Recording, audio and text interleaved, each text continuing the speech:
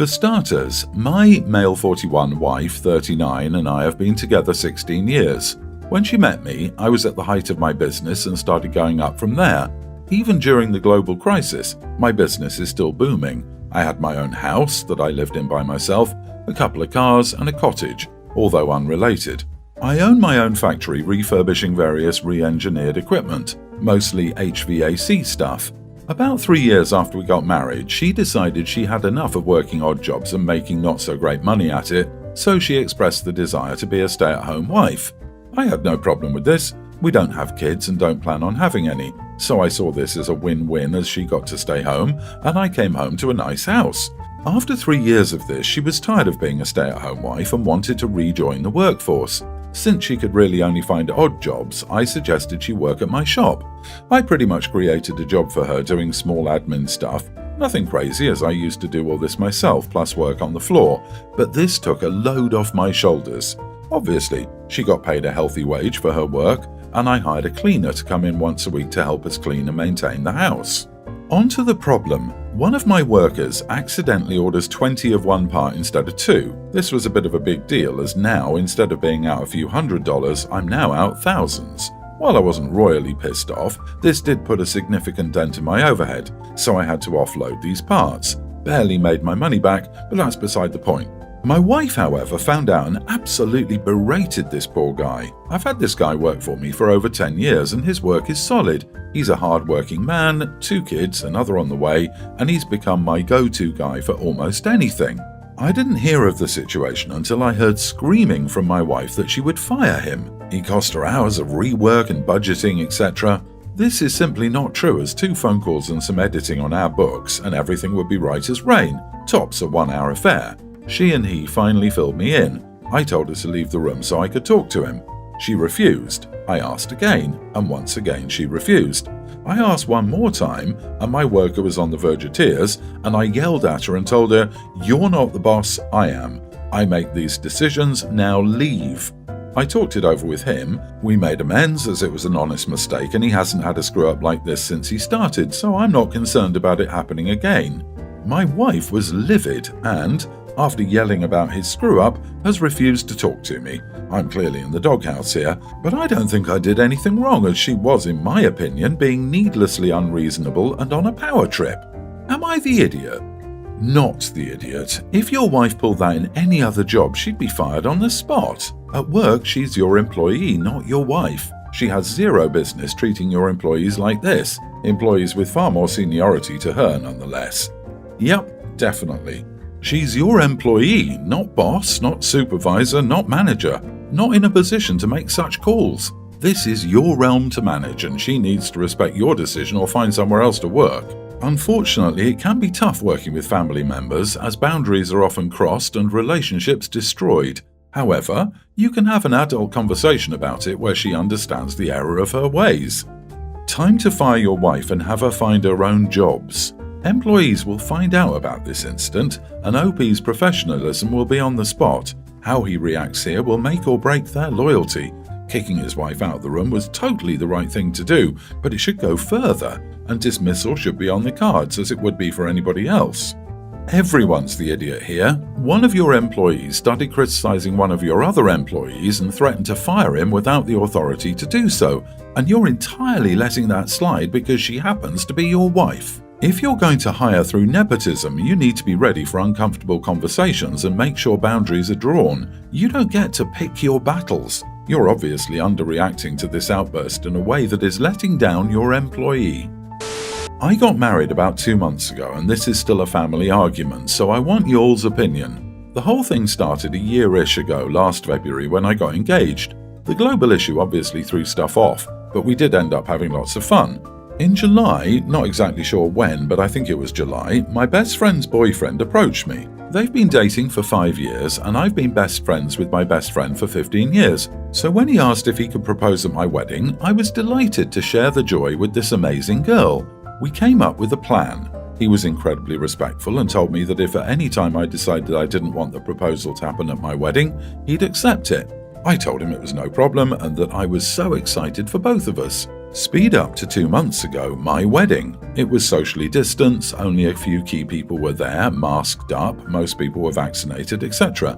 After the ceremony, during the reception, the plan started. I'm thinking it was from some movie my best friend loves, but I'm not sure which one, so I'm tossing the bouquet and I spin around and hand it to her instead of throwing it.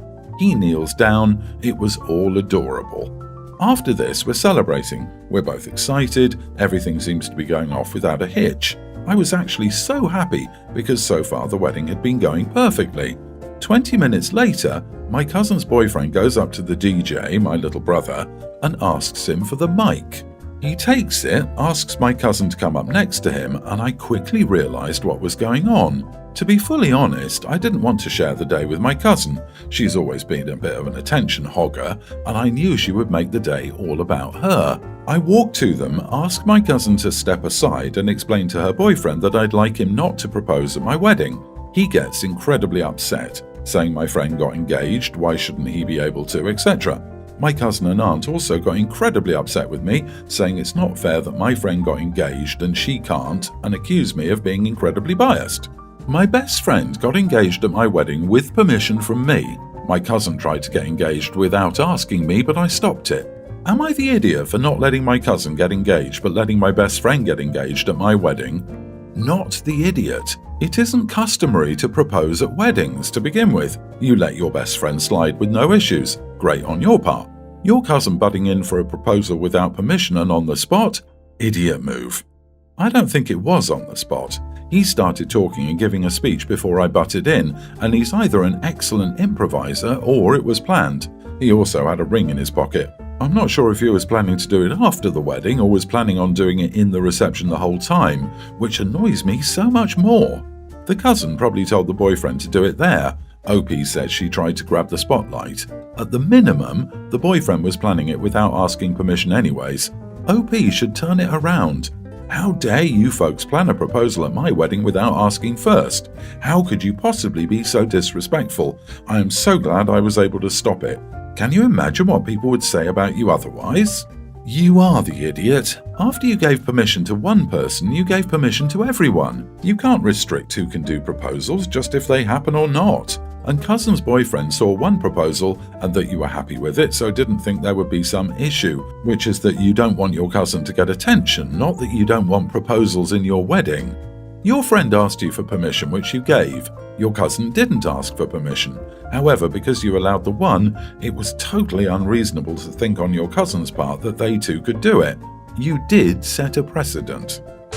I'm part-timing in an IT company that's very close-knit. My boss, Stephen, and his wife were always sweet. It was my first month and it was my boss's birthday week. So he and his wife Melissa were kind enough to include me in this fancy dinner they were taking everyone to. A week before the dinner, Melissa added everyone to a group chat and asked whether we had any suggestions on where to eat. I told her that I'm okay with anything as long as there are vegetarian options available or chicken. They brought their teenage daughter, Steph, to dinner, and she's a sweet girl. Now, Steph was really interested in me and she kept on asking me questions about how I look the way I look. Now, I'm short, 5 foot, but can be somewhat deemed fit to today's generation. I was transparent with her and told her that I don't restrict myself to certain foods but rather eat everything in moderation. Plus, I have a plant-based diet and home-cooked meals, which help me lift weights. Now, Melissa overheard our conversation partially. She pulled me aside and told me that Steph was recovering from an eating disorder. Hence, she encouraged me to be honest with her and not lie to her and not order anything that screams diet. When I saw the menu, there was little to no vegetarian options available. It didn't have anything for me. I was very disappointed and made a comment that, oh wow, there are no vegetarian options. Melissa chimed in and said that eating meat once in a while won't affect my weight. Now, when I say plant-based diet, it's not that I don't eat meat. I only eat chicken maybe once a week as a side dish and certain types of fish occasionally. Still, other than that, I mostly eat vegetarian dishes. My food habits are not for my weight, but for my religion and culture. It has nothing to do with my weight. When the waiter came in, I was still glued to my menu when all the others had already ordered. Melissa said that she will have the duck too, and I interrupted and said that no, I will have the garden salad. I hate salads, but there were no other veg options. Melissa got quiet. After a few mints, she told me that I shouldn't have lied and led on her daughter if I would order a skinny salad and starve myself. She said that I'm just like those Instagram influencers who lie to impressionable young girls about their food habits and bodies. According to her, I just proved that by ordering a salad after giving her daughter a "don't restrict yourself" speech, I probably triggered her eating disorder. I tried to explain that I only ordered a salad because there was no other option on the menu for me, but then she said that I should have just eaten the duck as it isn't going to affect my weight. But then again, I corrected that it's a religious thing and not a diet thing. She said that if I eat chicken, I would obviously eat other animals too, and I was just putting up an act. It was horrible. She completely tore me down and I immediately left. What the holy heck? Good for you for up and leaving. I don't know what your next step is though. A visit to HR? This is just so darn bizarre. At least you're only a part-time worker. Not the idiot, and how dare they put their daughter and her future problems on you? Not the idiot. With the way she was carrying on about food and weight, it sounds like she was making it a bigger deal than what the daughter was. You did the right thing for yourself. Definitely not the idiot.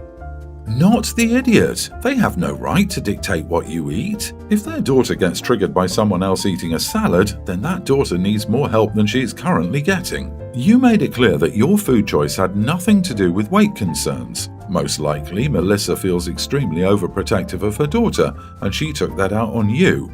Her treatment of you probably reflects her general frustration and sadness about her daughter's disorder. It has nothing to do with you or what you ordered. I have an eating disorder and would never expect people around me to order anything other than what they want. Maybe Mom shouldn't have taken her daughter out for a meal with a bunch of people if she was recovering from an eating disorder, whatever that means. And the way Mom kept speaking for you and trying to order for you, no wonder her kid has eating issues. So, not the idiot. Not the idiot, but you need to talk at work with your boss with an HR witness present about this incident and hope it won't affect your work going forward. If his wife has got it in for you, then she could make things very difficult for you at work. I'd say cover your bases and don't suffer this bullying in silence out of politeness or fear of repercussions. My younger sister, 26, is dating a man who has 2 kids with an ex. I, 46 female, have been with my husband for more than 17 years. When we met, he was divorced dad of 3. My stepkids are now adults. My husband is a grandfather, and I can honestly say it hasn't been easy, and I don't think it was the perfect role for me. I love my family, so I wouldn't walk away from them now. Still, I also know there's been more heartbreak in our family life than there has been heartwarming. I say this even with 2 wonderful children out of it and a happy marriage outside of it. I was always the outsider and never really considered family by my stepkids. I'm not grandma, while my husband is grandpa. I'm not the kind of person who can't suffer more heartbreak, realizing that they could walk away from me easily even after all these years. And while they're not awful to my bios, they definitely don't include them as siblings how they do each other. It's tough. I don't think I was the best suited to do that side of this. So, anyway, my sister and I always promised each other honesty. I'm so much older than her, and I tried to baby her a bit too much when she was a lot younger, which she hated. So when she asked me did I have any regrets and would I do it again, I was honest. And when she asked me if I thought she would be able to do it, I was also honest. I don't think she could because she's even more sensitive than I am, and she's already going in with expectations that might not be met. And now she's angry and said I was an idiot and I should have lied. Am I the idiot? I hate it when people say, well, you should have lied, after asking for an honest opinion. Excuse you, miss, it's not my job if you can't handle the truth you asked for. You're not the idiot for sharing your experience, especially when you were asked. A lot of times, as step-parents, we're put into an impossible position. We're not the parent, so we better not overstep and infringe. But in the very next breath, we're vilified if we don't treat the stepchild as our own. Not the idiot. If you had lied, she would have come to you later and been angry that you didn't tell her the truth. I suspect that your sister may already be discovering that being a step-parent is really hard and is taking out her frustrations on you. Not the idiot. Being a step-parent is extremely hard. Honestly, no one can understand what it entails and how taxing it is unless they have lived it themselves. You were right to answer her question with honesty. It doesn't mean she will cease her current relationship, People often need to learn things through their own experiences. From one stepmom to another, I feel you. I, 29 female, have 2 young children, male and female. I've recently become friends with a 26 female due in a few weeks with her first child. We're a bit of an odd match. We don't necessarily have a lot in common, but we get along well enough, and she likes to ask for my advice on things as she prepares to give birth and be a new mom. She doesn't have any family living nearby, and I know how hard that is, so I like being able to help her out. The issue is that as she gets closer to her due date, the more judgmental she gets of my parenting. It started when she decided to use cloth diapers and tried to convince me I should switch also. I had to tell her I'd been there, done that with my first, and it's not for me. She asked for product reviews on fancy baby gadgets like the backseat camera or the owlet sock thing. When I said I'd never use stuff like that, she said that she's going to use it because she wants to keep her baby as safe as possible. I was trying really hard to not be the experienced mom that says, just you wait, because I hate that, but I kind of feel that way sometimes. I figure nature will take its course and she'll eventually see that you can't take mommy Instagram influencers as gospel. Today was the last straw. I have mastitis and I had to stay home from work. I would have gone in, but they're doing temperature screenings at the door and I have a fever, so I'd have just been sent home anyway. We were texting and I mentioned that I called in. She started saying I didn't have to stay home from work over a sore boob, that I just needed to buy a haka and use that, but it wasn't worth staying home over. I'll admit that hit a nerve for me because I already feel bad about using my paid sick leave for myself, since I like to save it up if my kids get sick. In my anger, I said that thing I told myself I'd never say. I said she should wait until she'd actually experienced something before she tries to talk about it because right now she just doesn't know what she's talking about. Well, apparently she's so upset that her husband texted me and asked me why I'd say something like that to her when she's due in 2 weeks and already nervous. He said she's been crying for an hour now. I feel like maybe I just shouldn't have said anything. Not the idiot. She really didn't know what she was talking about. You had a fever. That's more than a sore boob. Rude, by the way. Mastitis can mean infection, and infections kill. Your response was measured and factual, not cruel. I've never been pregnant, but I hear that the hormone fluctuations can make some women extra sensitive. Not the idiot. Isn't it amazing how much more we knew about parenting correctly before we had kids? No need to engage with her right now. You know she'll learn soon enough. If this friendship is worth saving, consider reaching out 6 months after the baby is born, after she has inevitably rejected most or all her previously held judgments.